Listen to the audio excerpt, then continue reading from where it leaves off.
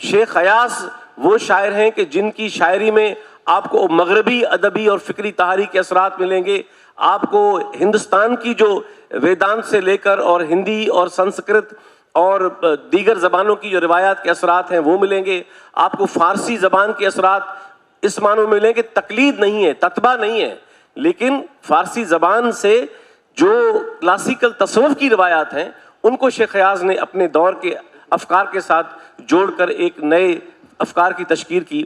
تو میں سمجھتا ہوں کہ 20ویں صدی کے حوالے سے سندھ کا سماج، چاہے اس کی آپ افکار کی شکل لیں گے، ادب کی صورت لیں گے، آپ شاعری کی صورتحال لیں گے، سیاسی تحریک دیکھیں گے، تو یہ جو جدید اور نئے سماج کی تشکیل ہے، میں سمجھتا ہوں کہ ان کے بانیوں میں ایک بڑا نام شیخ ایاز کا ہے، اور شیخ ایاز ہی تھے جنہوں نے سندھی ادب کو بین الاقوامی ادب سے متعارف کروایا، بین الاقوامی ادب سے جوڑا شیخ ایاز نے۔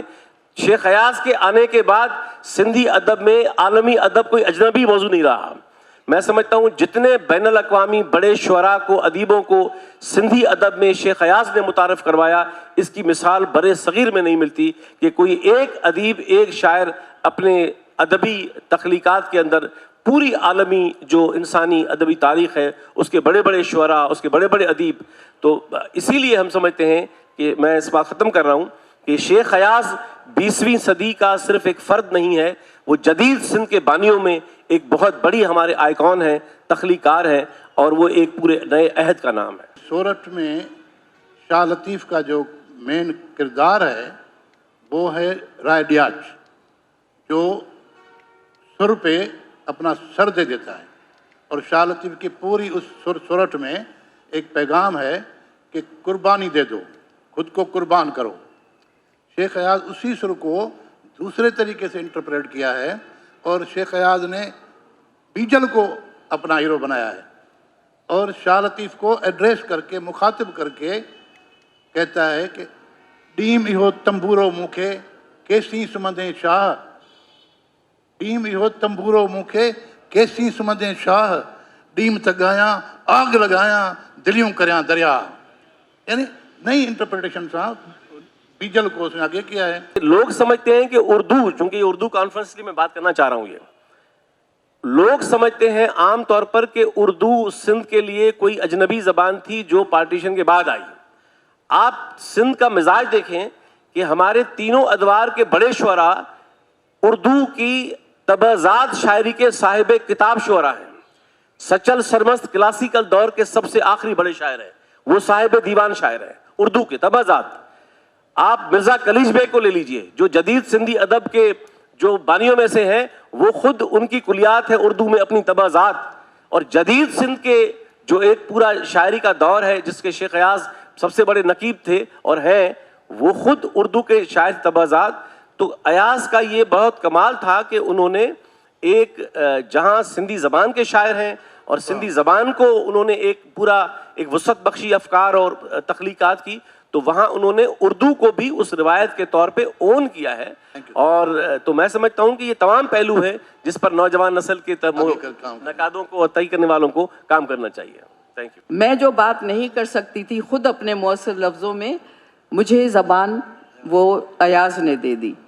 مثلا میں آپ کو یہ 2-4 شعر سناتی ہوں اور آپ سنیں کہ لوگ پاگل ہو جاتے تھے کسی جلسے میں کوئی چیز، اور اگر فقیر عبدالغفور نے کہا سندھڑی اتے سر کیر نہ ڈیندو کھڑ دو کیر میار و یار، تو کون تھا جو آدمی پاگل نہیں ہوتا تھا۔ اور اس میں جو دوسری چیز سمجھنے والی ہے کہ اس کی زبان جو تھی وہ بالکل ٹھیٹھ نج سندھی، اس کے جو لفظ ہوتے تھے وہ میں بھی سمجھ سکتی تھی، ایک گاؤں کا فرد بھی سمجھ سکتا تھا اس کو۔ جیسے آج یہ کہا آپ نے کہ شاہ لطیف کی زبان کو سمجھنا ہمارے لیے بھی مشکل ہے کیونکہ وہ زبان اس زمانے کی زبان تھی، لیکن شیخ ایاز نے جو زبان استعمال کی وہ ایک دیہات کا بندہ بھی سمجھ رہا تھا، وہ شہر کا بھی بندہ سمجھ رہا تھا، پڑھا لکھا بھی سمجھ رہا تھا، گھر میں بیٹھی ہوئی عورت بھی سمجھ رہی تھی۔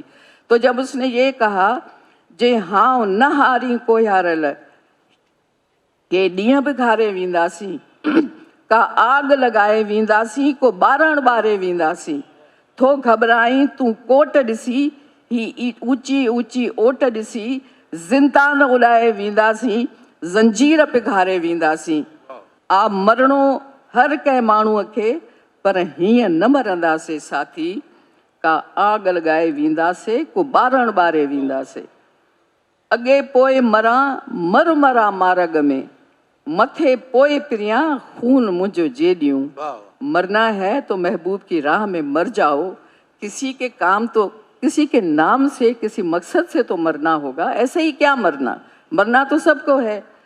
तो कहने का मतलब ये है कि उस शख्स ने, हमारी जो नस्ल थी, ये हमारी नस्ल थी, हम उसमें बड़े हो रहे थे, हमारे दिलों में एक आग लगी हुई थी। मैं अपनी ज़बान नहीं पढ़ सकती, मुझे कहा गया है कि ये तुम पढ़ना लिखना सीख दो क्योंकि इसमें पाकिस्तान की वहदत छुपी हुई है। मेरा जहन नहीं कबूल कर रहा था। नतीजा क्या हुआ उसका? 1 यूनिट का तमाम दौर जो है उसने सिंध की तारीख को किस तरह से बदला कि सिंधी अगर अलग अलग अलग थे तो वो यकमुश्त हो गए।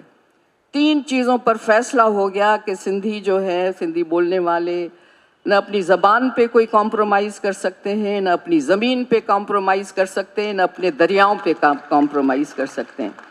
ये इजहार इस शायरी में है जो आज सही साबित हो रहा है। हम फिर मिलने की कोशिशें कर रहे हैं, हम फिर यकजा हो रहे हैं। हम उर्दू आलमी कॉन्फ्रेंस में शेख अयाज पे बोल रहे हैं। ये कबूलियत है, एक्सेप्टेबिलिटी है हर किसी लिटरेचर की। लिटरेचर महदूद नहीं होता, हर ज़बान का अपना अपना एक तरीका होता है। उर्दू में क्या खूबसूरत चीज़ें लिखी जाती हैं, हमने तो कभी ये सोच के उसको पढ़ना नहीं छोड़ा कि ये उर्दू में है। कुर्रतुल ऐन को मैंने फर्स्ट ईयर में पढ़ा, कुर्रतुल ऐन हैदर को समझ में ही नहीं आई मुझे, मैंने उसको दूसरी दफ़ा BA करने के बाद पढ़ा, लेकिन मैंने छोड़ा नहीं उसको। हमने तमाम, मेरे ख्याल में उर्दू पढ़ने वालों ने उतना लिटरेचर नहीं पढ़ा होगा जो यहाँ सिंधी बैठे हुए अदीब और शायर हैं, उन्होंने पढ़ा होगा।